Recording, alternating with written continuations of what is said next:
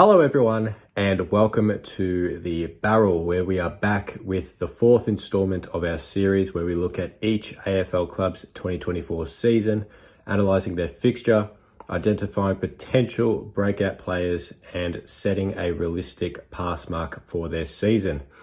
Today we have the reigning premiers, the Collingwood Footy Club. Craig McRae has been an absolute gem for them since coming over from Richmond, taking them from a 17th place finish in 2021 to a prelim in 2022 and finally a premiership in 2023. It was pretty much the ultimate year for the Pies. They were the best team all year, but the question now is, can they do it again? That's exactly what we're going to be talking about today. So let's quickly recap their premiership year and look ahead to what their chances are looking like in 2024. In 2023, the Pies finished first on the ladder with 18 wins and 5 losses. Now, I'm sure the Pies fans aren't quite sick of looking back on the year yet, so let's quickly recap what happened for them in 2023. I think everyone started to see them as a really dominant force after their round 2 win against Port Adelaide at the MCG. Nick Dacos absolutely dominated, and it was a very comprehensive win for the Pies. They had many fantastic wins throughout the year, but none better, in my opinion, than their round 19 win against Port Adelaide. Also, this time at Adelaide Oval, I'd say that was probably game of the year. It was back and forth, two of the best sides in the competition at the time, and it ended in a typical clutch Jamie Elliott goal from a very tight angle. So, no better game that year, in my opinion, than that game. They lost Nick Dacos in round 21 and started to look a bit shaky, losing to the Hawks and Lions. So as a result, there were some real question marks on the Pies heading into the finals. But as all good teams do, they found a way to win. I'd say they got slightly outplayed by the D's in that first final.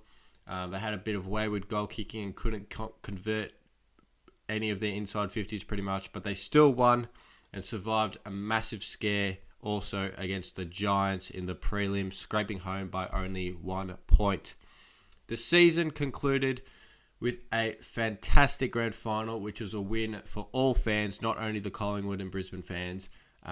They beat the Lions by 4 points to lift their 16th Premiership Cup, tying them for the most ever.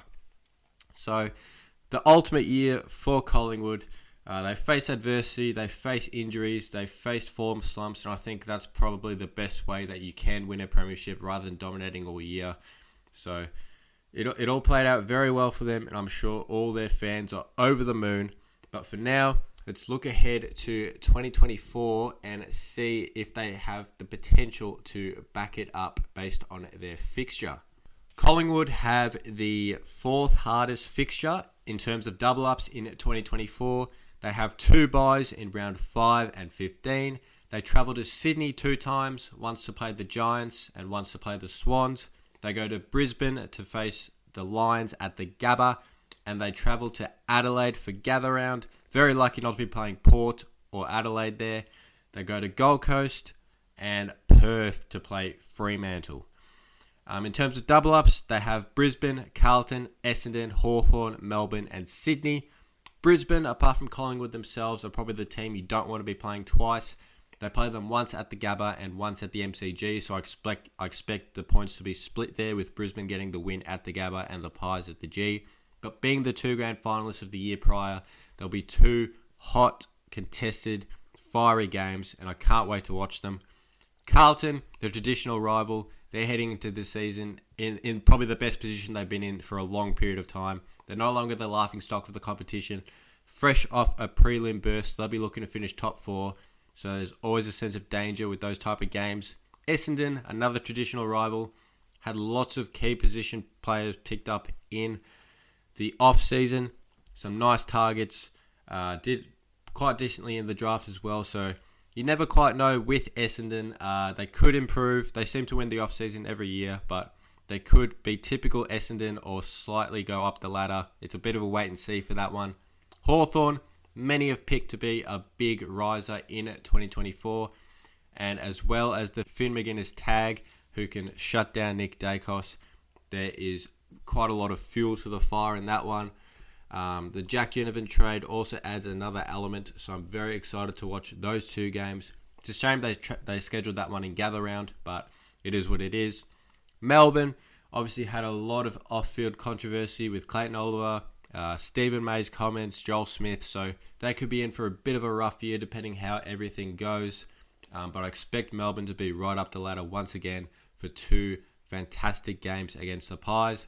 And Sydney, who have picked up Grundy and Taylor Adams, two former Pies players, they look to shoot up the ladder. I expect Sydney to make the 8 after a relatively disappointing year in 2023 after making the grand final in 2022. So those should be very enticing games to watch. Collingwood have 17 games in Melbourne and only leave the state twice after round 14. That includes 7 of their last 8 games at the MCG. So overall, I'd say this fixture is pretty good for them. They're the reigning premiers, so realistically they should get the toughest fixture, which isn't the case. So they'd be feeling pretty lucky in that respect. They don't travel in large chunks either. They pretty much have a long string of Melbourne games in between each trip, which is also nice. I'd say the only negative of this fixture are their double ups, so it should be another successful year for the Pies. I have identified 3 pretty standout breakout players based on what I saw last year. First up, Finn McRae. It is now or never for Finn. Taylor Adams is gone and he's the next one in line to fill the void. He's been starved of opportunity his whole career, but 2024 needs to be the year that he is consistently in the Collingwood senior side.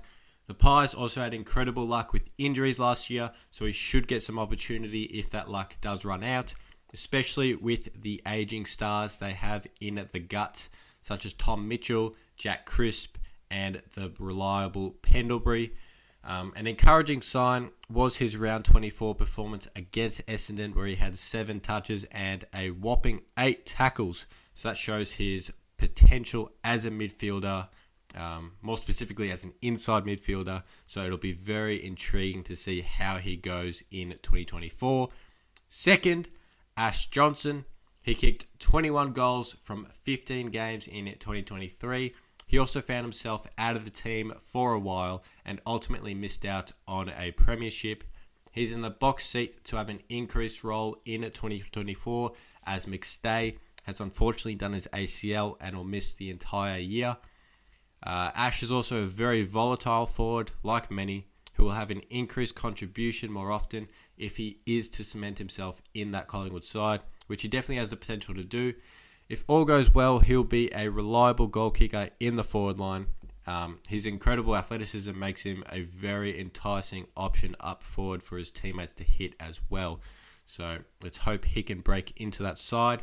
And last but not least, Bobby Hill. His final series was something else. He had 2 absolutely elite performances against the D's in the qualifying and against the Lions in the grand final, ultimately winning his Norm Smith medal. His end of the year should be a catalyst for how he plays in 2024. I'm aware the arrival of Lachie Schultz from Fremantle may limit his output slightly, but I'd like to see him come above that and perform at an elite level more consistently, because he definitely has the potential to be the best small forward in the competition. So it'll be very intriguing to see how he goes in 2024. Now, finally, for a passing mark, being the reigning premiers, there's only one real passing mark you can give, and that's backing it up and going back to back or getting as close to that as possible. We've seen in years gone by, premiers having a disappointing follow-up season, such as Richmond in 2021 and Geelong in 2023 just recently. So Pies fans will likely see the year as a failure if that happens, considering how strong their list still is despite its age. I think anything other than a top 4 finish is unders, based on the capability of this team. Their forward line, it took a massive hit this off-season with McStay doing its ACL. Obviously, Collingwood did struggle quite a bit last year with McStay on the sideline, so it'll be interesting to see who they look to in order to fill that hole. At this stage, as mentioned before, it's looking likely to be Ash Johnson. They could also throw Myercheck full forward and rotate others around him. Their small forwards are all fantastic. Lachie Schultz, Bo McCreery, Bobby Hill and Jamie Elliott all play their role beautifully and can contribute at an elite level when needed. So their forwards are looking pristine for 2024. Their midfield is also extremely strong. De Goey, Nick Dacos, Tom Mitchell, Jack Crisp, Scott Pendlebury, Darcy Cameron and Mason Cox are all proven guns. Their wingers in Steele Sidebottom and Josh Dacos are among the best in the competition. So the only thing that does worry me here is the age of the team. You know, apart from the Dacos brothers, they are getting on quite a bit. So things like endurance and injury may be slightly concerning. But then again, with how good they were last year, these thoughts quickly subside. And as mentioned before, with the departure of Taylor Adams, Finn McRae could find his way into that midfield as well. But it remains to be seen where he would be playing. Their backline is as elite as they come, and in my opinion, their strongest part of the ground, which is important because defense wins premierships. Led by Darcy Moore, Braden Maynard and Isaac Quaynor as the big bodies, they've got quality surrounded all around them. Jeremy Howe, who can also swing forward, Nathan Murphy as an interceptor and Oleg Markov as an elite runner. John Noble is also one I rate very highly, who found himself out of the team very late last year, so he could easily find his way back in there. But on paper, this is definitely one of the best, if not the best, backlines, and it also does quite well on the field. So, overall, the club is in fantastic shape. They should be finishing top 4. Realistically, I definitely think they should make it far into the finals as well and have a very, very good crack at the premiership, which they won in a comprehensive fashion last year. Age will always be a worry, especially with success leading to a lack of development of key youngsters. But as I'm sure every Pies fan can appreciate, they're at a win now stage where they want to get as many flags as possible with the current core. So that's all I have for the Pies in 2024. Check out our best 22 video in the description for an idea of who we have making their final team. But that'll do. Join us next time as we analyse Essendon for season 2024. Thank you for watching and goodbye.